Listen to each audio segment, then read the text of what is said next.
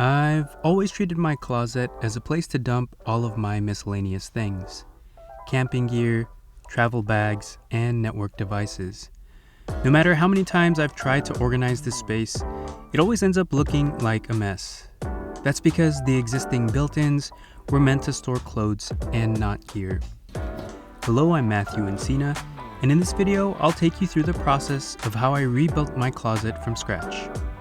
Before I begin, I want to thank Milanote for sponsoring this video. I've used Milanote for years as a way to organize my thoughts in a visual way. From planning out projects, creating mood boards, and brainstorming and mind mapping ideas. You'll see how I've used it throughout the process of this DIY closet build.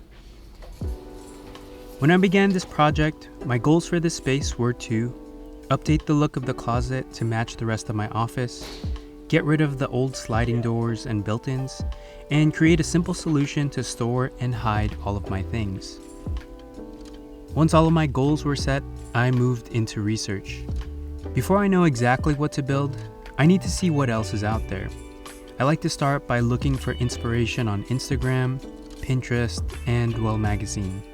Then I pull everything together into one place and curate the ones I like best. This helps me set a general direction for the project. From there, I measure out the dimensions of my space, then take note of how I intend to use it and what I plan to store in it. I start sketching out ideas of possibilities, which usually takes me a few days to settle on a direction, and then I continue to refine it as I work through the project. Once I'm happy with the direction, I lay it out in Cinema 4D to make sure I've considered all of the details of the build, including the measurements of each piece. For this project, I started with the overhead shelves, marking where they would land on the wall, spreading them about 12 inches apart. As you may have seen in previous projects, I've built alcove shelves like this in the past, starting with wood battens on each wall, which would serve as the support for the shelves I put on top of it. Then, the unexpected happened. So I made a mistake. I think I hit a pipe somewhere in here. I think it was this. My worst DIY nightmare. I hit a water pipe. What a bummer. I quickly ran to shut off the water to my place, then opened all of my faucets to drain out any pressurized water out of the pipes. I carefully removed the screws and confirmed it, because water started shooting out of the wall. So I put the screw back in until the pipes were completely drained. I was surprisingly calm throughout this experience, because I knew in my mind that this wasn't the end of the world and I could fix this. I started by researching online how to repair this, but ultimately I decided to call an expert to have it fixed in a reasonable time. I called a local plumbing service, which was amazing, because they showed up the same day and had it repaired within an hour. To fix it, they cut out the punctured pipe and soldered in a new copper pipe. This did put a delay in my project for a few days. I had to make sure that any moisture in the walls was completely dried out before I patched it up. When we did the pipe repair, we cut out a section of the drywall. I kept that piece to close the hole back up. I found a great tutorial on how to patch up drywall, which I'll leave a link to in the description. With my wall fixed, I resumed the project and began painting the closet with the same icicle white that I used in the rest of my office. While it sucks to have hit that water pipe, it actually was a great learning moment. It taught me what to do if you hit a pipe, how to repair drywall, and inspired me to upgrade my stud finder to detect metal and electrical currents. Not only that, but the delay had me reconsider the design of my closet. Originally, I'd planned to use pre-built cabinets for the base, but I spent my downtime tinkering with my closet configuration and came up with a better solution. So I canceled my cabinet order and decided to build everything from scratch. I finalized my materials and cuts using a handy tool you all shared with me on Instagram, the Cut List Optimizer. This helps you plan out your cuts so you can get the most out of your materials. I took this information to my local lumberyard and had them cut everything for me out of 4x8 sheets of white oak plywood. To finish the top shelves that I started, I took long pieces of my white oak and added 2.5-inch faces to it for thickness. Using dowels and wood glue to combine everything together, and edge banding to hide the plywood edges. I designed these to slide onto the wood battens I installed onto the wall previously. It was a little tricky because the existing closet frame was in the way, but eventually I got it to work by sliding it up vertically and then angling it down onto the support. For the base cabinets, I built a frame out of common 2x4s to have something sturdy and flat. I covered those with my pieces of white oak. Normally for cabinets, you would build out a box carcass for structure, but I wanted to maximize the storage space, so I ended up using my walls as is. I then moved into creating a frame above, similar to the base, which would be the top part of my cabinets, and covered those with big sheets of white oak. It was a little challenging to get these in here because the space was so confined. I actually had to uninstall a few things to get enough room to slide everything in at an angle.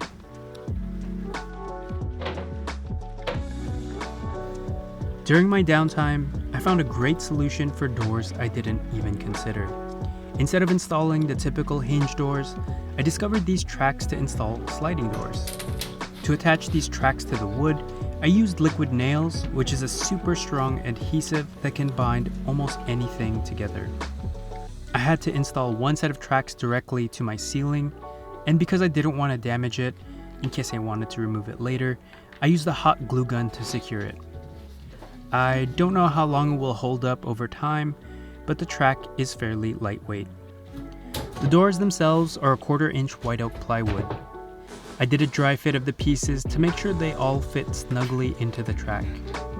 To finish them off, I cut a 1.5 inch finger hole to act as a handle, lightly sanded them, and then applied 2 coats of my favorite oil wax finish onto them. I did 1 pass of sanding using only printer paper for an ultra smooth surface. I actually used the same finishing technique on all of the white oak pieces in this build. With the main structures out of the way, I moved on to the lighting. Underneath the middle shelf, I installed a Philips Hue light strip, which was perfect to fill up this section with light and syncs up with the lighting in the rest of my office. One aspect of this build that was a little challenging was this access panel, which hosts the cable line into my entire place. I don't like the look of it because of its crude edges, so I had to figure out a way to cover this up while still having access to it. Throughout my office, I have these IKEA pegboards, and I thought this might be the perfect way to cover up this door. The problem was the panel was metal, and I didn't have a great way to attach the pegboard to it. I'm not sure how this idea came to me, but I decided to try to use magnets to see if they would hold. To my surprise, they held up strong, and the magnets I ended up using were rated to hold up to 20 pounds per magnet. Now I could hide the panel and still have access to it. One small detail I added at the tail end of this build was to replace the original sliding door track from my closet. I created this wood threshold out of leftover offcuts to fill in the gap.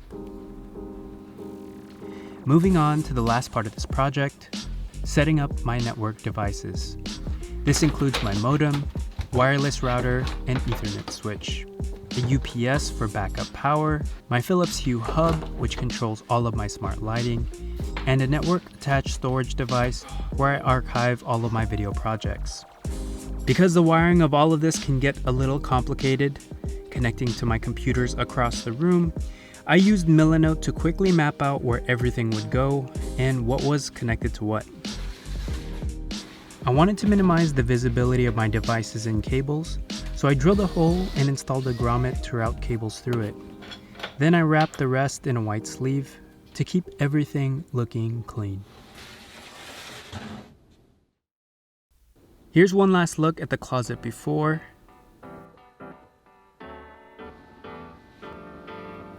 and after.